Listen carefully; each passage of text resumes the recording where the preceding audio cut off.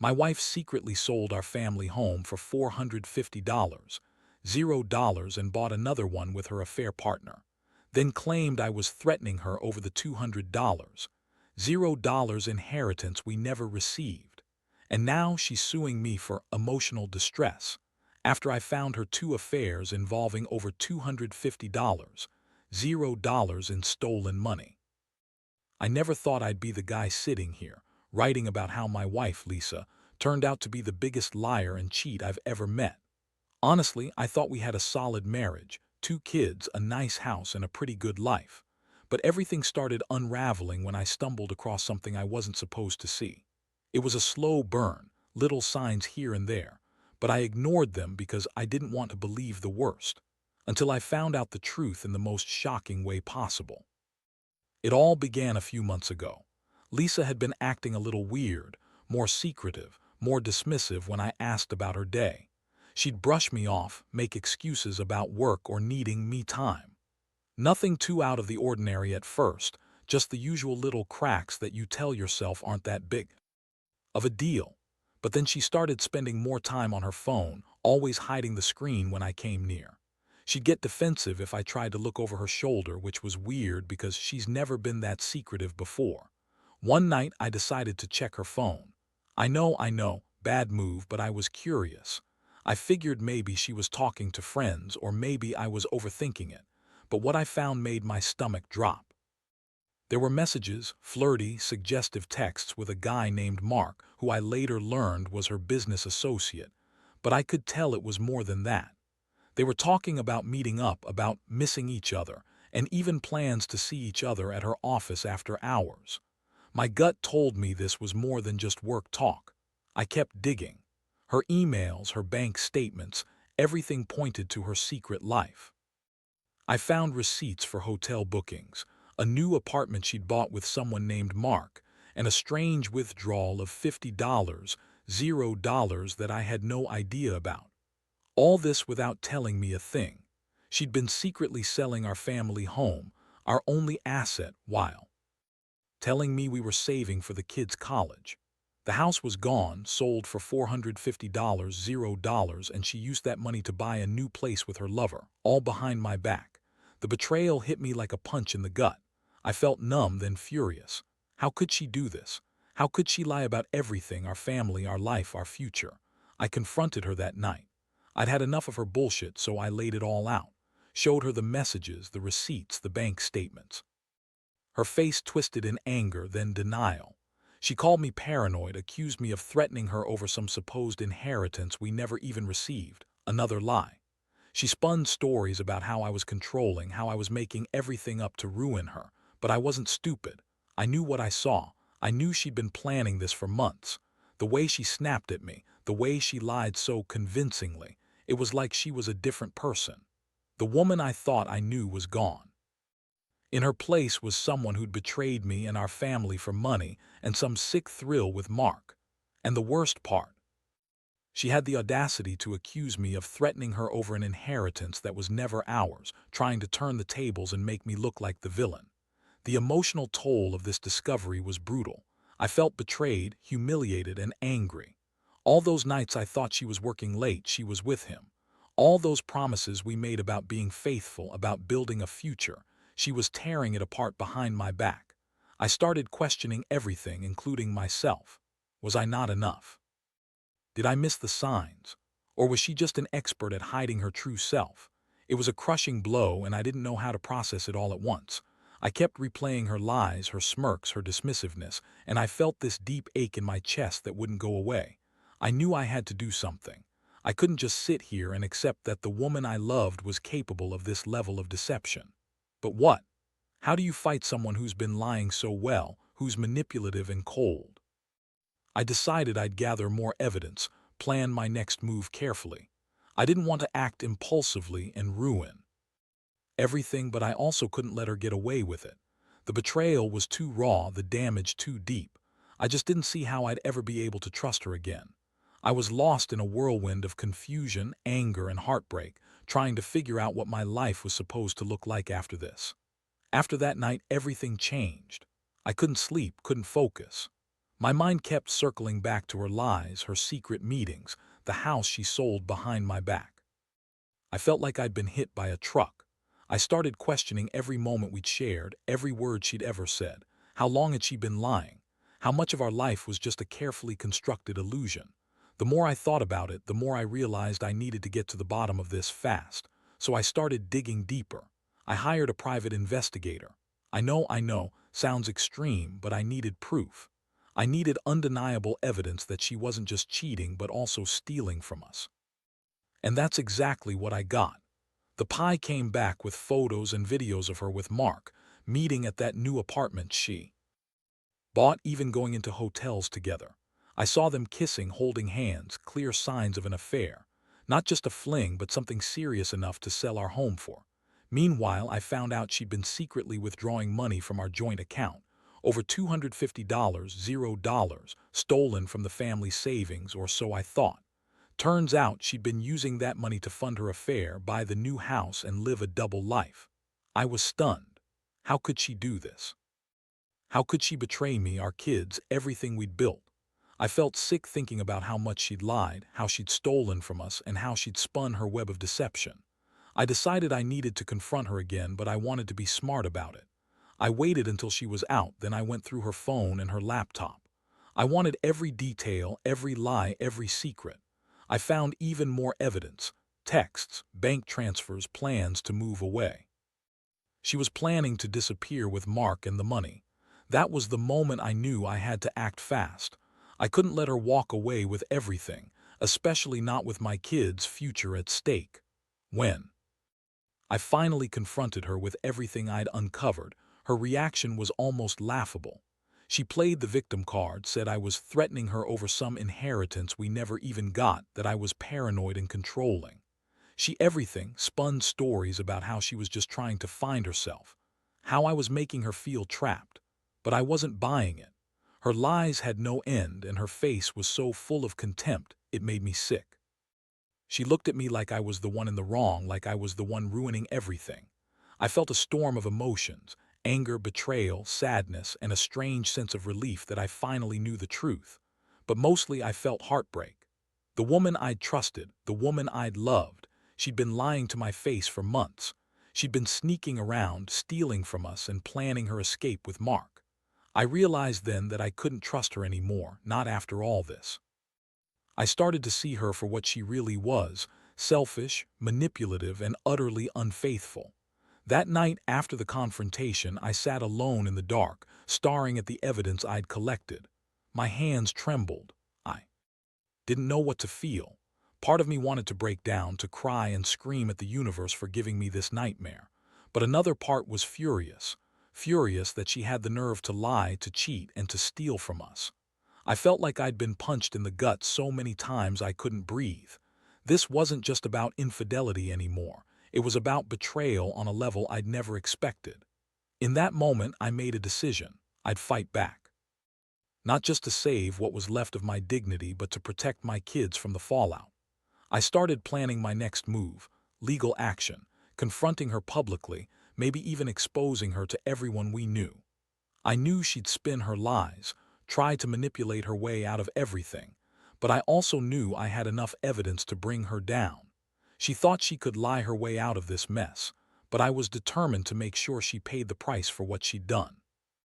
And so I began to prepare myself for what was coming, because I knew this wasn't over, not by a long shot. The days that followed were a blur of planning, anger, and disbelief. I couldn't believe how far she'd gone, how much she'd lied and stolen right under my nose. Every time I looked at my kids, I'd feel this ache in my chest. How could she do this to us? How could she sell our family home, our memories, for some affair and a quick escape? It felt like my entire world had crumbled overnight. But I knew I couldn't let her get away with it, not without a fight. I started gathering every piece of evidence I had: screenshots, bank records, the photos from the pie. I wanted everything documented, ready to use in court if I had to. I also contacted a lawyer. I wasn't planning on just walking away. I was prepared to take her to court over the house, the stolen money, and the lies she'd spun. I wanted justice, and I knew I'd have to fight for it. Meanwhile, Lisa kept spinning her stories. She told everyone she was the victim, said I'd been threatening her over some inheritance we never received, that I was controlling and paranoid. She claimed I was trying to ruin her reputation and that everything I found was just a misunderstanding. She even accused me of stalking her, which was laughable. She was the one sneaking around, not me. Her lies were so obvious, but she delivered them with such conviction that some people started to doubt me. It was frustrating, but I refused to be swayed. I knew the truth, and I had the evidence to back it up. One day, she went a step further. She filed a lawsuit against me, claiming I was causing her emotional distress. She said I was harassing her, threatening her, and making her feel unsafe. It was a classic move, tried to discredit me, make me look like the bad guy, but I knew her game. She was desperate, and her accusations were just another way to divert attention from her own lies and theft. I was furious.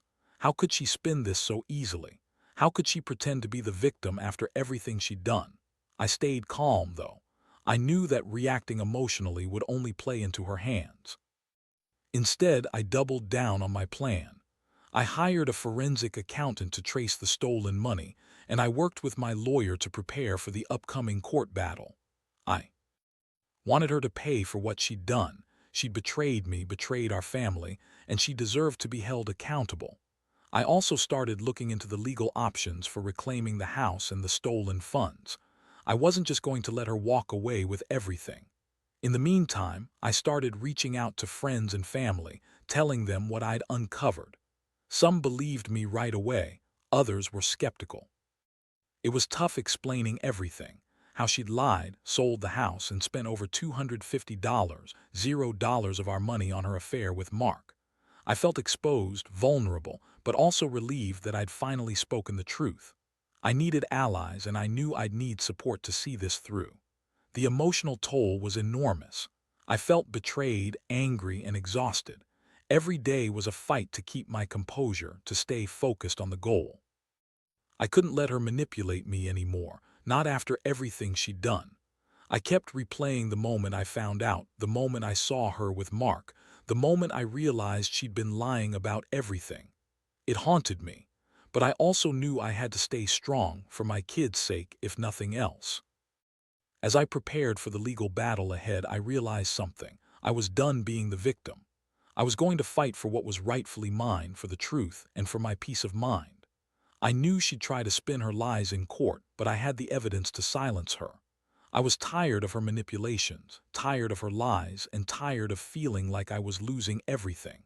But I also knew I had to keep my head clear, stay focused, and do everything I could to hold her accountable. This was war, and I was ready to fight for my family's future.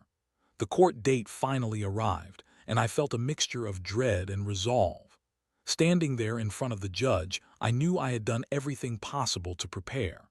The evidence was overwhelming: bank statements showing the theft, the photos of her with Mark, the emails and texts that proved their affair, and the fact that she'd sold our house behind my back. I could see her sitting across from me, her face smug and unrepentant, trying to look innocent.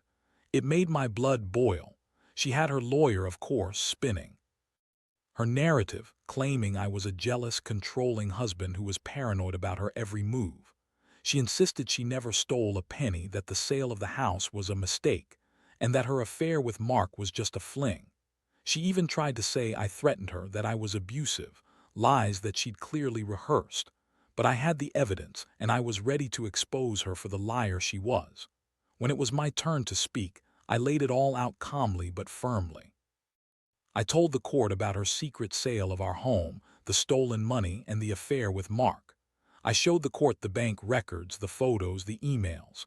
I explained how she'd manipulated everyone around her, including the legal system, to cover her tracks. I could see her flinch when I presented the proof, but she kept her composure, trying to look like the innocent victim. The judge listened carefully, asking questions about the evidence and the timeline. I could tell this wasn't going to be an easy process, but I felt a strange sense of relief. For once, I was finally telling the truth, and it was up to the court to see through her lies. I knew the legal battle wasn't over, but I was confident that I had enough to fight for my rights and reclaim what was stolen from us. As the hearing went on, Lisa's lawyer tried to undermine my credibility, claiming I was trying to ruin her reputation and that I had a history of being controlling. I was annoyed but didn't let it shake me. I knew her tactics. She was trying to distract from the facts. I also knew that her attempts to manipulate the court wouldn't hold up against the mountain of evidence I had. I felt a surge of determination. This was about justice, not just for me but for my kids and our future. The judge took everything into account, and after a long pause, he scheduled a follow-up hearing to decide on the next steps. I left the courtroom feeling drained but also hopeful.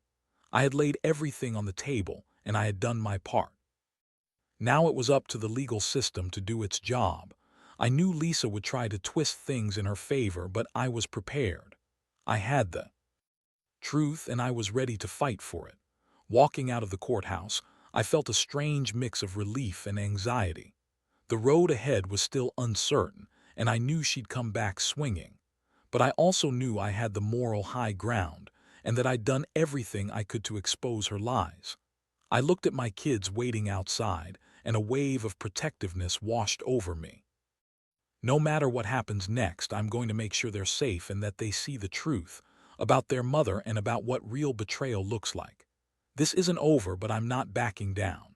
I'll see this through for my family's sake. The weeks that followed the court hearing felt like walking through a storm with no clear end in sight. I was exhausted, emotionally drained, but still determined. Lisa's lawyers filed motions trying to delay everything, insisting I was overreacting, that there was no proof she'd stolen anything. But I had the evidence, and I made sure every document, every email, and every photo was ready to be used at a moment's notice. I knew she was trying to buy time, hoping she could spin her lies enough to weaken my case. Meanwhile, Lisa's public image took a hit. Some friends and family started questioning her stories, especially after I shared the evidence with those I trusted. Others still believed her, clinging to the idea that I was just a jealous husband trying to ruin her. It was frustrating. I felt like I was fighting not just her, but everyone who refused to see the truth. Still, I kept pushing forward, knowing I had the moral high ground. Her legal team also tried to claim that I was harassing her, that I'd been threatening her over the inheritance we never got. They even filed a counterclaim for emotional distress, trying to turn the tables and make me look like the one at fault. It was so typical of her, playing the victim, twisting everything to her advantage. I just shook my head. I knew her game, and I refused to let her manipulate the situation anymore. One day, I received a sealed document from the court, an order for her to turn over the remaining evidence, including the final sale documents of our house, the bank statements, and the proof of her transfer of funds. I felt a mixture of relief and satisfaction. It meant the judge was taking this seriously. I also started the process of reclaiming our assets, seeking reimbursement for the stolen money, and fighting to get the house back in our name. Throughout all this, I had moments of reflection. I kept thinking about how she'd lied, how she'd betrayed everything we'd built. I wondered how I'd ever trust again, how I'd look at her without feeling this knot of anger and disappointment. But I also knew I had to stay strong for my kids, for myself. I couldn't let her define my future with her lies. The hardest part was seeing her in court, trying to act innocent, trying to spin her web of lies. I looked into her eyes and saw the woman I'd loved, but also someone who'd become a stranger. It was a sobering realization. I'd been so blind, so trusting. But now I saw her for who she really was, a manipulator, a thief, and an unfaithful wife. I knew I had to focus on rebuilding my life, even if it meant starting over from scratch. One night, after a long day of legal meetings and depositions, I sat alone in my house. I felt a strange mix of relief and emptiness. I'd fought so hard to prove her guilt, and I knew the court would eventually see the truth. But that didn't erase the pain. It didn't undo the betrayal. I wondered how she would react once everything was out in the open, and I worried about the impact on my kids. Still, I told myself I had done everything I could. I had faced her lies head-on, and I was ready for whatever came next. I realized that this whole ordeal had changed me. I used to think marriage was about trust and loyalty, but now I saw how fragile that can be. I learned that sometimes the person you love the most can also be the person who hurts you the deepest. But I also learned that I was stronger than I thought, more capable of standing up for myself and fighting for what's right. No matter what happens, I won't let her steal my peace of mind again. I'll rebuild, I'll move on, and I'll make sure my kids see that honesty and integrity matter more than lies and betrayal. The day finally came when everything I had been fighting for was laid bare in court. The judge reviewed all the evidence, listened to testimonies, and in the end made a decision that felt like a huge weight lifting off my shoulders. The house was awarded back to me, and she was ordered to reimburse the stolen money, over $250, $0, that she had secretly taken.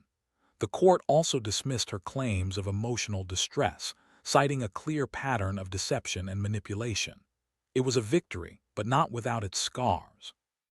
Walking out of that courtroom, I felt a strange mixture of relief and emptiness.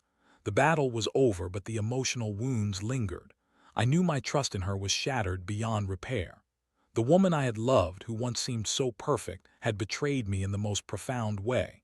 Still, I felt a sense of closure. Finally, I had exposed the truth and justice was served. I could start to rebuild my life piece by piece. In the aftermath, I focused on my kids. The heartbreak for them was the hardest part.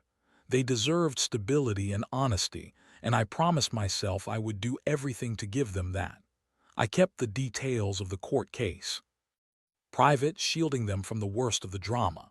Instead, I poured my energy into being present for them, making sure they knew they were loved and protected, no matter what. As for Lisa, she moved out and tried to rebuild her life elsewhere, but her reputation was forever damaged. The community knew what she'd done, and her lies couldn't hold up anymore. She tried to spin her version of events, but the truth was out. I learned that some people's lies eventually catch up with them. No matter how much they try to manipulate others, the truth has a way of surfacing. Looking back, I realize how much I've changed. I used to believe in the fairy tale version of marriage, trust, loyalty, forever. But now I see the world differently. I see that betrayal can come from the most unexpected places, and that sometimes you have to fight with everything you've got just to protect yourself and your family. I learned that honesty, even when it's brutal, is better than living in a lie. I learned that strength isn't just about fighting back. It's about knowing when to walk away and rebuild. Most importantly, I've come to understand that life is unpredictable. No matter how much you plan or hope, people can surprise you, sometimes in the worst ways. But I also know that I am resilient. I have my kids, my integrity, and a new sense of purpose. I refuse to let her betrayal define me. I will keep moving forward, wiser and more cautious, but also stronger. Because in the end, the greatest revenge isn't anger or revenge itself. It's reclaiming your life and peace of mind after everything is said and done.